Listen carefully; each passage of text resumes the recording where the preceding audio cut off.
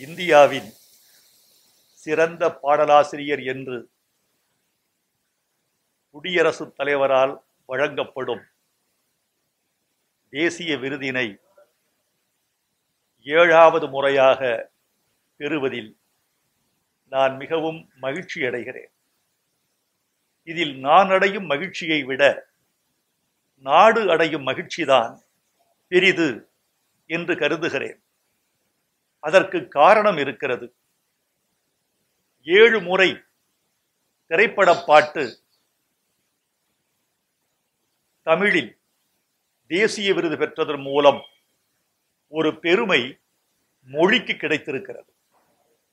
அங்கீகரிக்கப்பட்ட 22 தேசிய மொழிகளில் திரைப்பாடலை பொறுத்தவரையில் தமிழ்தான் சுதந்திர இந்தியாவில் முன்னணியில் நிற்கிறது என்ற பெருமையை இந்த விருது மேலும் ஒருபடி அதிகமாக உறுதிப்படுத்தி இருக்கிறது. அதனால் இந்த பெருமை மொழிக்குத்தானே தவிர எனக்கல்ல. நான் வெறும் கருவிதான். இந்த பாட்டு தர்மதுரை படத்தில் இடம்பெற்ற எந்த பக்கம் காணும் போதும் வானம் ஒன்று என்ற பாட்டுக்காக வழங்கப்பட்டதாக அறிகிறேன். இந்த பாட்டு முயற்சி என்பது ஒரு கூட்டு முயற்சி. பாடல் வரிகளுக்கு வைரமுத்துவுக்கு கிட்டியது என்ற போதிலும் கூட இதில் பங்கேற்ற கலைஞர்களை நான் மறந்துவிட முடியாது.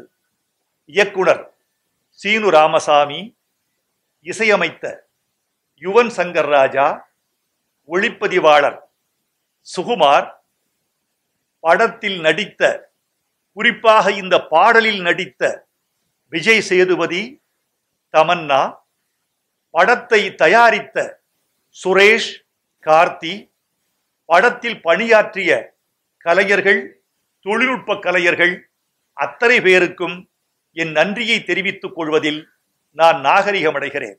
இந்த பாட்டு மன அழுத்தத்திற்கு எதிரான பாட்டு, தற்கொலைக்கு எதிரான பாட்டு, வாழ்வில் தன்னெழுச்சி ஊட்டுவதற்கும் தன்னம்பிக்கை ஊட்டுவதற்கும் தன்முனைப்புக்குமான பாட்டு. ஒரு மனிதன் சோர்ந்து கிடக்கிறான். சோர்ந்து கிடக்கிறவனை நாயகி தாங்கி பிடித்து அவனுடைய தன்னம்பிக்கையை நிமிர்த்தி பிடிக்கிறாள். அப்படி ஒரு பாட்டு. எந்த பக்கம் காணும் போதும் வானம் ஒன்று, நீ எந்த பாதை ஏகும் போதும் ஊர்கள் உண்டு.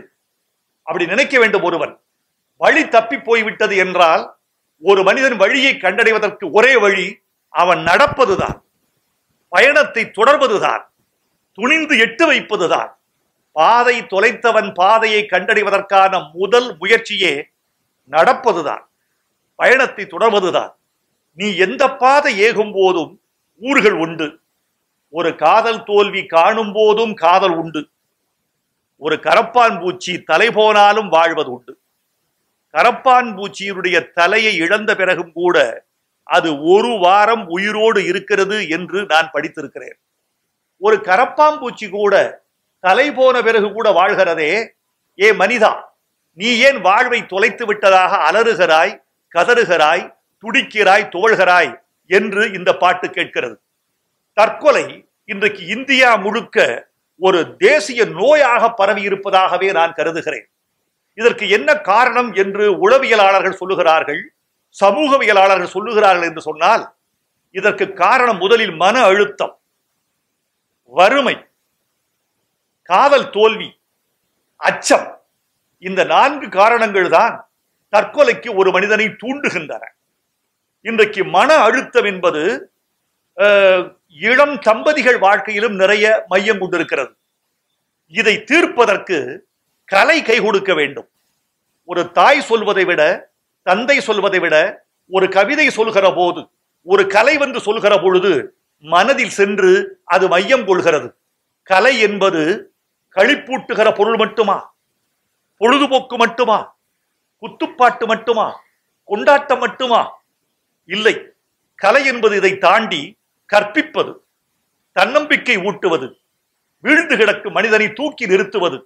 அதற்கு இந்த பாட்டு பயன்படும் என்றால் அதில்தான் நான் மகிழ்ச்சி அடைகிறேன். இந்த பாடலை கேட்டுவிட்டு சில கடிதங்கள் வந்தன. எங்கள் நெஞ்சு துவண்டிருந்தது, தற்கொலையை மனசு நாடி நாடி சென்றது, மீண்டும் திரும்பி வந்து விட்டது என்று இந்த பாடலை கேட்டுவிட்டு சில கடிதங்கள் வந்த பொழுது நான் இந்த பாட்டின் பயன் இதுதான் என்று நினைத்தேன். ஆனால் பாட்டின் பயன் தேசிய விருது என்கிற போது நான் உலகாங்கிதம் அடைகிறேன்.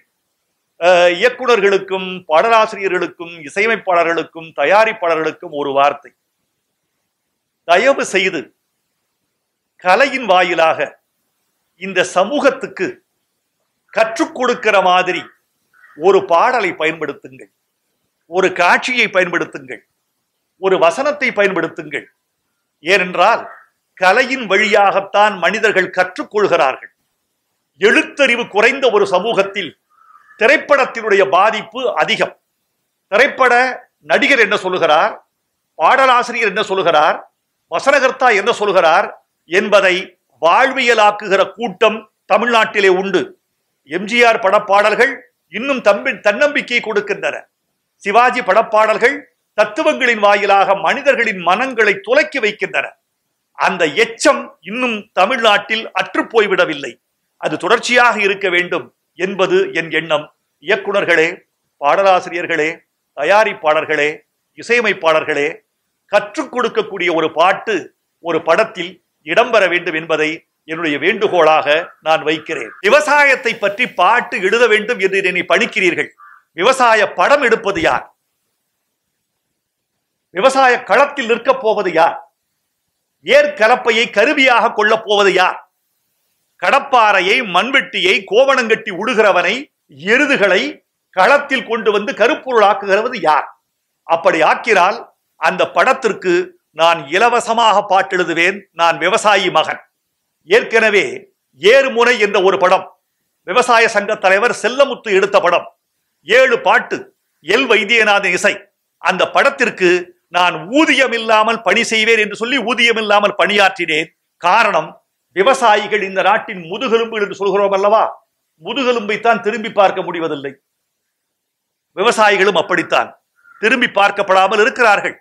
ஜந்தர் மந்தரில் இந்த வெயிலில் போராடி கொண்டிருக்கிறார்களே, அவர்கள்தான் நமக்கு உணவு சமைக்கிறவர்கள், அவர்கள்தான் நமக்கு பாட்டன்மார்கள். 10,000 ஆண்டுகளாக விவசாயம் என்ற நாகரிகத்தை கட்டி காக்கிற கடைசி தலைமுறை அவர்கள்.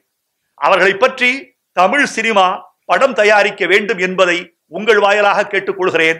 அப்படி தமிழ்நாட்டு இந்திய விவசாயிகளை பற்றி படம் எடுக்க யார் வந்தாலும் அந்த கருப்பொருளுக்கு 1 ரூபாய் கூட பணம் வாங்காமல் நான் எழுதி கொடுப்பதை என் பிறவி கடமையாகவே கருதுகிறேன்.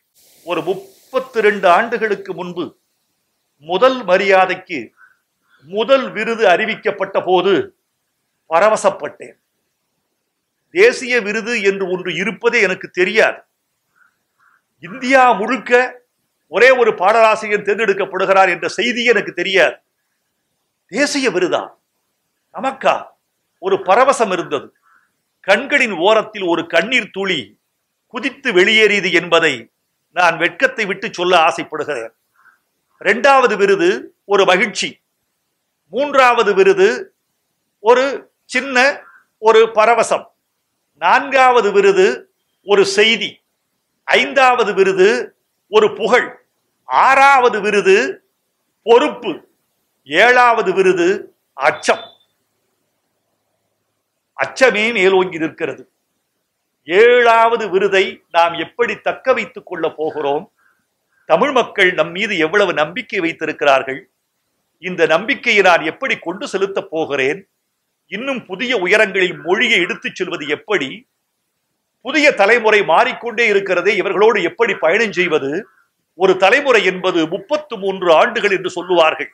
அது பழைய வழக்கு. இப்போதெல்லாம் 10 ஆண்டுகளுக்கு ஒரு தலைமுறை மாறிக்கொண்டிருக்கிறது. தொழில்நுட்பத்தினுடைய வேகம், மனிதர்களின் மன வளர்ச்சி, நுகர்வு கலாச்சாரத்தின் நீட்சி, இவைகளால் 10 ஆண்டுகளுக்கு ஒரு தலைமுறை மாறிக்கொண்டிருக்கிறது. இவர்களோடு நான் பயணப்பட வேண்டுமே என்கிற பொறுப்பும் அச்சமும் மேலோங்கி நிற்பதாகவே நான் நினைக்கிறேன். இந்த புதிய பொறுப்போடும் புதிய விருப்போடும் நான் இன்னும் தொலைதூரம் பயணப்பட வேண்டும் என்று ஆசைப்படுகிறேன். உங்கள் வாழ்த்துக்களையே வரமாய் கேட்கிறேன். நன்றி.